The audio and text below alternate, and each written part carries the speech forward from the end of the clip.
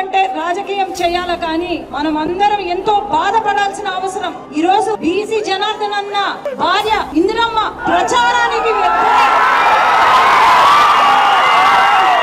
కొంతమంది సిగ్గు లేని నాయకులు ఆమె పైన దాడి చేస్తారు.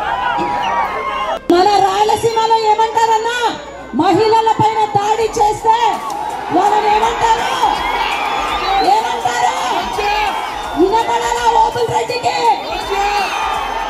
అదే జగన్మోహన్ రెడ్డి గారు ప్రతి జిల్లాలో పిల్ల రౌడీ వెధవల్ని వదిలాడు.